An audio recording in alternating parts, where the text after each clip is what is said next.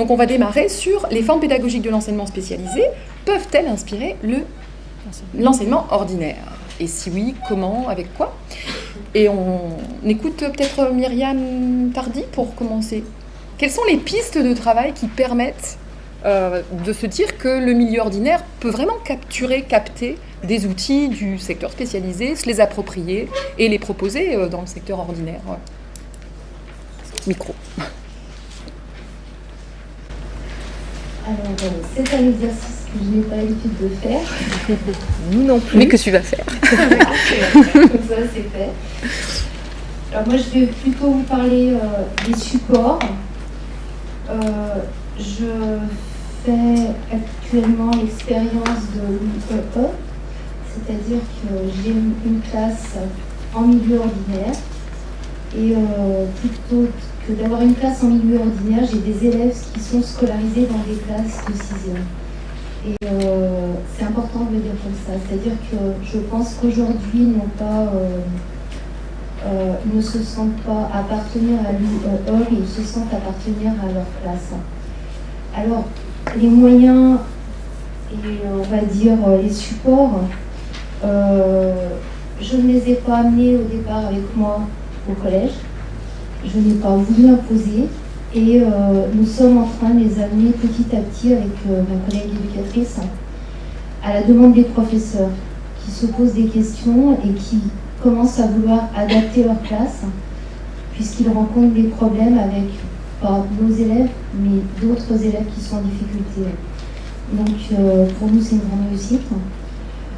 Pour parler des supports que j'utilise dans ma classe à l'IME et que j'utilisais jusque-là, je pense qu'il y a des supports que vous connaissez, du style le timer, qui permet à l'enfant de visualiser le temps qui passe et le temps qui lui reste. Et ça, c'est un support qui est absolument nécessaire et que les enfants nous ont redemandé cette année parce qu'on ne l'avait pas dans ces classes. Et nous avons recommandé les timers pour les amener en classe en 6e. Dans le collège, parce que nos élèves en ont besoin et je pense que les professeurs vont se rendre compte qu'il y a d'autres enfants qui vont s'accrocher à ce support-là. Il y a des supports qui ont été proposés par les professeurs du collège, c'est-à-dire les supports audio pour les textes, parce qu'on s'est très vite rendu compte que dans la lecture, ils n'évaluaient pas la compréhension, mais ils évaluaient les difficultés de déchiffrage et avec un support audio, on évalue réellement la compréhension. Et c'est d'eux-mêmes qui nous ont proposé ce support-là pour nos élèves, pour des textes même compliqués. Et ça fonctionne très bien. On est en train d'amener les textes aérés, parce que aussi les professeurs se sont rendus compte que moi je reprenais certains textes pour les aérer plus, pour qu'ils soient plus lisibles. Et puis ils se sont rendus compte que d'autres élèves en avaient besoin aussi. Après, nous allons doucement. J'utilise dans ma classe quelque chose qui est pour moi très important et qui s'appelle le feu d'attention. C'est-à-dire un feu tricolore qui permet à l'enfant de visualiser quelle sorte d'attention il doit avoir à un moment donné. Et ça, je tiens absolument à l'amener dans les classes de collège. Alors naturellement, il faut d'abord en passer par l'explication de ce qu'est l'attention aux enfants, et peut-être même aux enseignants. En étant en classe avec les enfants, Cécile, comme moi, nous avons pu voir les troubles de l'attention et les troubles massifs chez d'autres élèves que les nôtres. Et je pense qu'on a des choses à amener aussi ici, qui vont leur simplifier le travail, je pense. On a aussi à amener l'absence de surcharge des murs qui sont des perturbateurs d'attention. Ça, nous l'avons vu, on l'amène petit à petit aussi.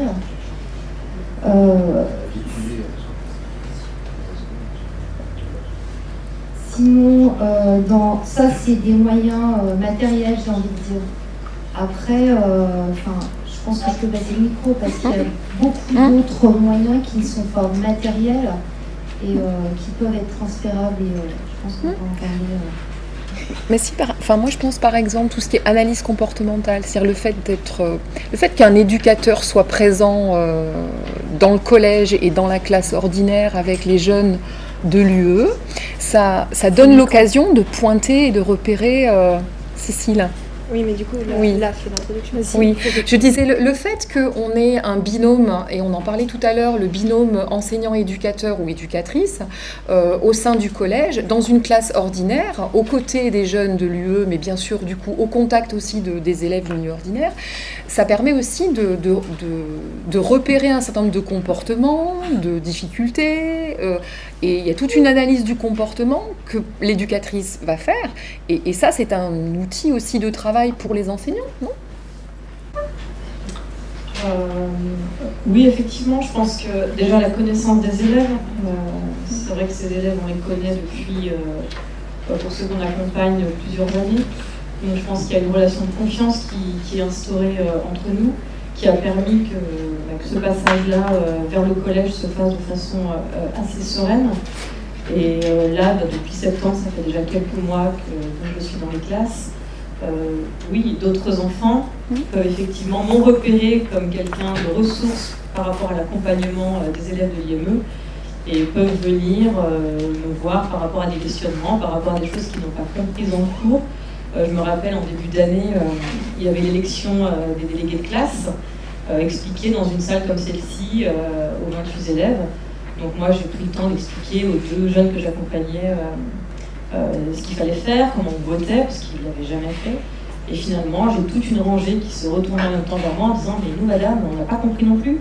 Donc je me dis « Oui, effectivement, la présence d'une personne supplémentaire dans les classes peut être ressource aussi pour les élèves qui sont dans les classes où je vais. Se tournent aussi vers moi des élèves plus en difficulté, qui n'ont pas, parce que l'enseignant n'a pas le temps, n'a pas l'oreille nécessaire pour des questions de régler des conflits entre eux. Donc oui, ça peut m'arriver aussi d'avoir ce rôle-là.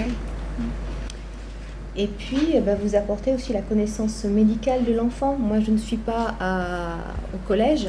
J'ai un contact, une relation avec l'infirmière et la médecine et le médecin scolaire, mais c'est bien vous qui apportez aussi la connaissance médicale de cet enfant.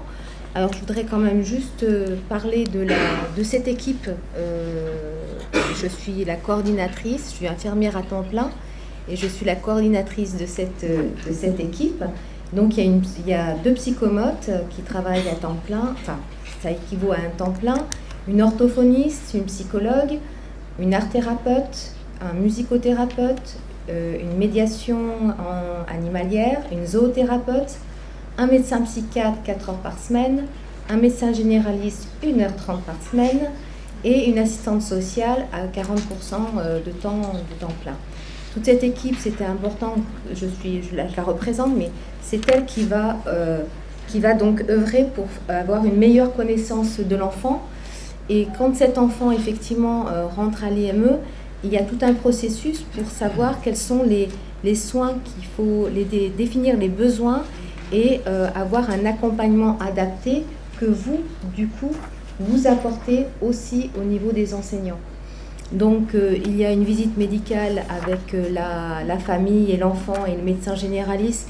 C'est très important puisque ça permet, c'est le premier regard du médecin et de la famille pour avoir une relation de confiance avec cette famille. Sinon, on ne peut pas travailler.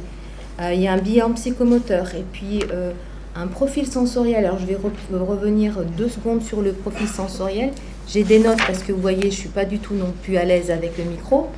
Donc, le profil sensoriel, c'est la capacité de mesurer l'information sensorielle de l'enfant.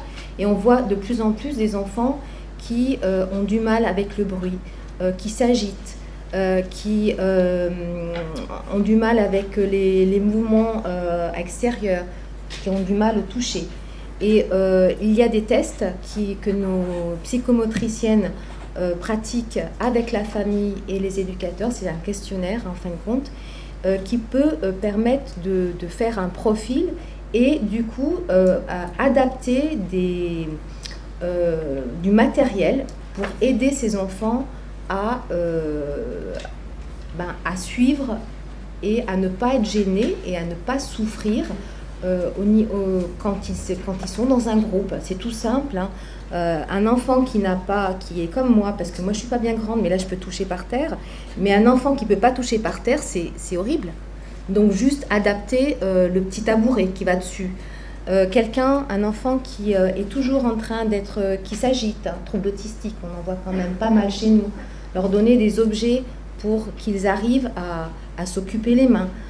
Des enfants dont le bruit, pour eux, c'est quelque chose de terrible, leur mettre un casque. Donc tout ça, ça va pouvoir être adapté aux enfants qui en ont besoin. Donc ça fait partie du bilan quand on voit l'enfant. Il y a un bilan en orthophonie, il y a un bilan en psycho, Gladys vous en dira 2 mots, et il y a effectivement tous les éléments apportés par la famille, parce que c'est la famille quand même qui connaît le mieux l'enfant, et puis il y a l'enfant qui se décrit aussi lui-même. Donc tous ces facteurs-là vont nous apporter une meilleure connaissance de l'enfant, des besoins. On se met toujours c'est l'enfant qui est au centre, et c'est nous qui faisons comme une étoile, qui adaptons nos pratiques. Et ça, vous l'amenez aussi au niveau du collège. Vous faites le lien, ce lien-là, et vous expliquez cela aussi au niveau des professeurs qui en ont besoin pour la connaissance des enfants.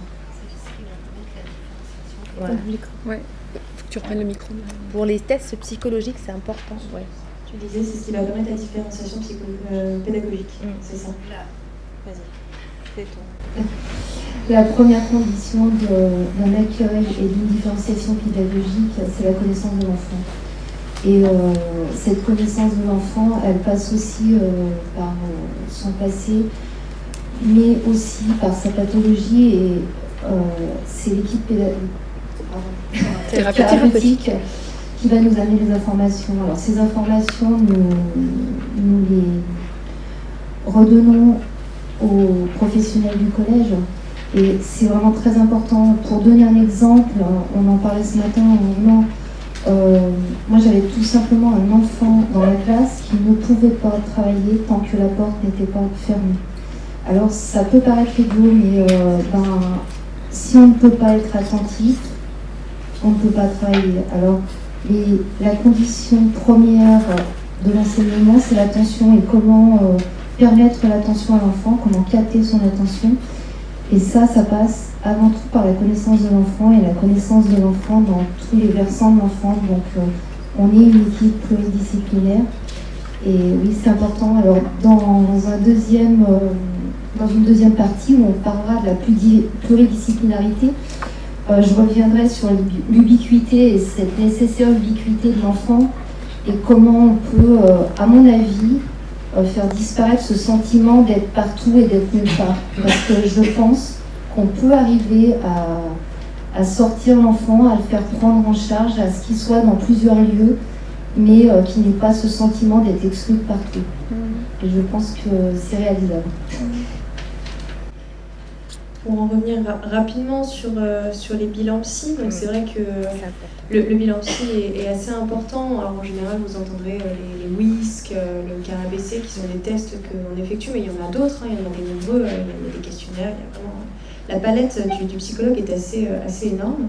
Et en fait, ces bilans vont nous permettre d'apporter des informations qui sont très pertinentes sur le terrain. Tout simplement, vous avez un jeune qui a une capacité de mémoire à court terme de 2 éléments. Vous donnez une consigne à 3 éléments. Et l'enfant ne pourra pas faire ce qui est demandé parce qu'il n'aura pas retenu les 3 éléments, puisqu'il est capable d'en retenir que 2.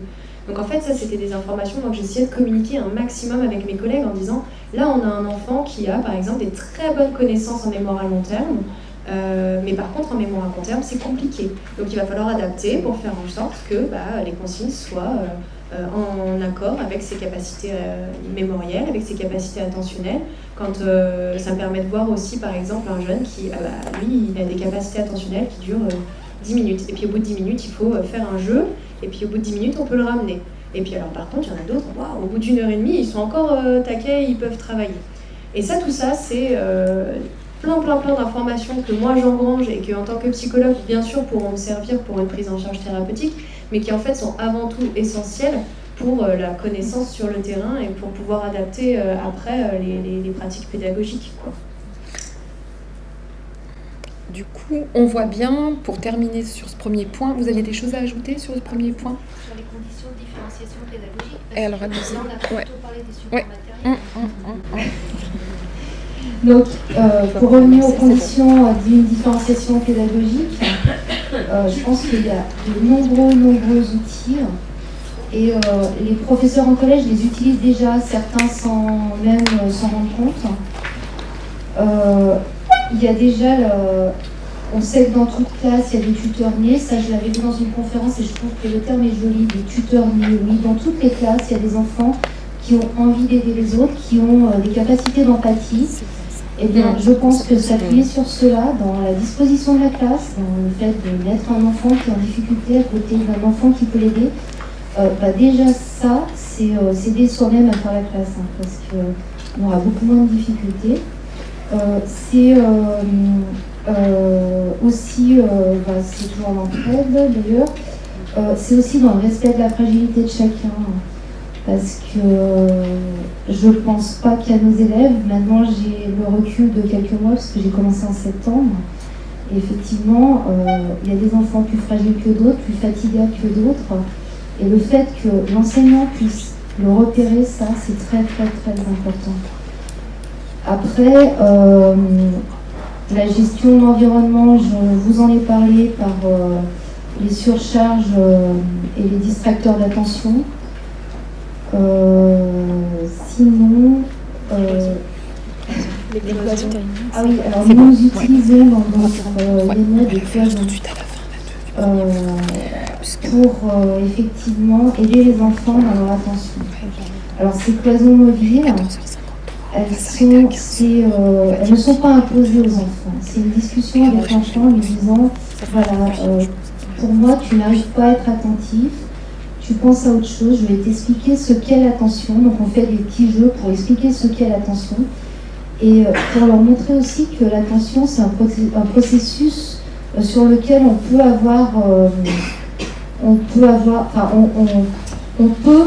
vouloir ramener son attention volontairement. Donc on peut avoir un impact sur l'attention de façon volontaire. En leur faisant comprendre ce qu'est l'attention, on peut après leur proposer des outils sans que ces outils soient imposés, c'est-à-dire que les cloisons, pour ne pas être distrait par le copain qui est à côté, ou pour ne pas avoir peur que quelqu'un arrive derrière. Certains enfants ont peur que quelqu'un arrive derrière eux les touche. Eh bien, ça va leur permettre de ne plus porter leur attention sur les distracteurs, sur les côtés, de ne plus être attentif à est-ce que quelqu'un arrive derrière moi, cela me fait peur, et de pouvoir porter leur attention sur ce qu'on leur apporte à ce moment-là. Donc ça aussi, c'est une condition de différenciation. Alors, je pensais que ce n'était pas possible en collège. Il faut savoir que nos enfants sont scolarisés dans des classes de 28 élèves. Ce qui paraît inimaginable. Quand la première fois que je suis entrée dans une classe, je me suis dit ce n'est pas possible, nous n'allons pas y arriver. Et puis, si nous y arrivons, et j'ai vu un professeur sortir des espèces de cartons publicitaires, à l'envers, donc sur le côté blanc, pour mettre entre chaque élève pendant le devoir surveillé. Et je me suis dit, tiens, et les élèves ne disent rien. Et le professeur m'a expliqué que ces cartons rassuraient les élèves qui avaient peur que le voisin leur copie dessus. Et du coup, l'enfant pouvait être tout à son devoir sans se soucier si l'autre à côté allait lui copier dessus. Et je me suis dit, mais ce qui est possible pendant les devoirs surveillés est possible pendant le cours aussi. Donc, on va peut-être demander à ce que certains enfants puissent avoir cette espèce de carton qui les prive de la vision de l'autre et du coup qui les ramène à l'attention vers le tableau, vers le professeur. Après, je pense qu'il va falloir à nos professeurs apprendre à faire attention aux bains de parole et à rendre les enfants plus actifs, parce que nous perdons nos enfants dans un bain de parole, mais les enfants autres, ceux dits normaux, sont perdus aussi, et ça, c'est un travail de communication que nous avons à faire et qui reste à mettre au travail. C'est bon. Du coup, on va terminer sur le premier point, puis on va faire la pause. Ce qui ressort de ce qui vient d'être dit, c'est que les formes pédagogiques de l'enseignement spécialisé, sans pouvoir rentrer dans le détail évidemment ici, mais qu'on devine, il semble qu'elles peuvent inspirer l'enseignement ordinaire si on retient cette idée fondamentale de l'analyse globale du comportement de l'élève, de son profil cognitif bien sûr, de tout ce qui vous a été livré par les différents professionnels, aussi bien sur le plan éducatif, dans le comportement, la réassurance qu'apporte l'éducateur ou l'éducatrice au moment opportun, au moment où brusquement on ne sait plus, on ne comprend plus ce qui se passe, on a mal interprété la situation. Ouais, la surcharge cognitive, mais il y a cette idée d'une prise en compte globale. Et on voit bien que dans le milieu ordinaire, malheureusement, même si les choses évoluent peut-être tout doucement, et dans certains établissements plus que dans d'autres, on a tendance quand même à ramener souvent l'enfant ou le jeune à son statut d'élève, en termes de compétences acquises, en cours d'acquisition, non acquises. Et la globalité de la personne qu'il est ou qu'elle est, reste relativement mystérieuse, et en tout cas à distance du professionnel pédagogique. On fait une petite pause du coup. J'avais envie de rajouter, parce qu'en vous écoutant, et derrière, il y a quand même une intention thérapeutique, c'est pas simplement une connaissance du profil cognitif, du profil affectif, etc. Il y a quand même aussi une intention qui est portée derrière par des gens réels. En chair et en os. Merci. On va faire une petite pause. J'invite mes étudiants ou les étudiants plutôt des sciences d'éducation à me donner un petit coup de main pour installer les tables et distribuer une petite boisson pour se désaltérer. On se retrouve dans 10 minutes, un quart d'heure. On va boire juste à côté.